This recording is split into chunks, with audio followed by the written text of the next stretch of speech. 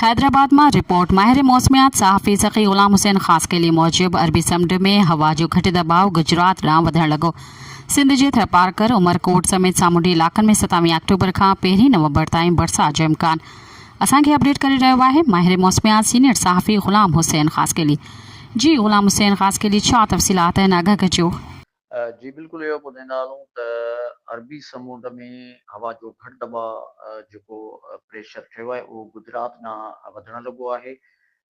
उन जे असर सां पाकिस्तान जे पाड़ेसरी मुल्क भारत जे गुजरात वारे इलाइक़नि में बरसाति जा सिलसिला शुरू थी विया आहिनि।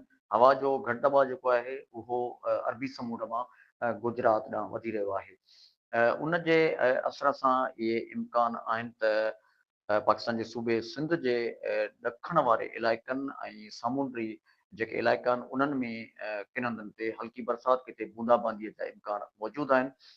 थरपारकर, उमरकोट, बदीन ऐं सिजावल ज़िलनि में गजगोड़ ऐं खिवण सां गॾु किथे किथे बरसाति जा इम्कान मौजूदु आहिनि।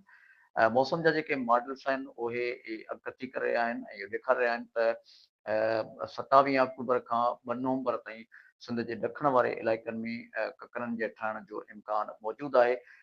अरबी समुंड में हवा जे घटि दॿाउ जे असर सां नंगर पारकर, कासबो, चूड़ीअ जो मंदरु, कारूंझर जबल, भोडेसर, इस्लामकोट, मिठी, छाछरो, लाहली, ॿीपलो, नवकोट, उमरकोट, शाह बंदर, अली बंदर, बदीन, सिजावल ऐं केटी बंदर समेत सिंध जे सामुंडी जेके इलाइक़ा आहिनि उन्हनि में किथे किथे बूंदाबांदी ऐं किन हंधनि ते हल्की बरसाति जा इम्कान जेके आहिनि सो उहे मौजूदु आहिनि। जॾहिं त कराची, जामशोरो, हैदराबाद, टंडो मोहम्मद ख़ान, टंडो लयार, मीरपुर ख़ास, मटियारी ज़िलनि में मौसम झुराली रहण जो इम्कान मौजूदु आहे। जॾहिं त इन दौरान सामुंडी हवाउनि घुरण जा इम्कान आहिनि। जॾहिं त उत्तर ऐं ओभर जी कुंड जूं हवाऊं फेरो खाई तेज़ झकड़ टाइप घुरण जा इम्कान आहिनि।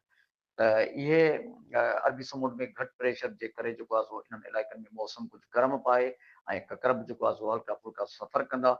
जॾहिं त 7 नवंबर खां मौसम में तब्दीली थी वेंदी ऐं रूस ऐं ईरान खां जेके थधियूं हवाऊं आहिनि उहे पाकिस्तान में दाख़िल थी वेंदियूं। पाकिस्तान जे सूबे बलूचिस्तान ऐं सूबे सिंध में उत्तर ऐं ओलह जे कुंड जूं थधियूं हवाऊं 7 नवंबर खां दाख़िल थींदियूं ऐं सियारे जी मुंद जी शुरूआति थी वेंदी। मौसम में जेका तब्दीली थींदी उन बाबति असां पंहिंजे नाज़रीन खे आगाह कंदा रहंदासीं। जी वरी महिरबानी अपडेट करण ते।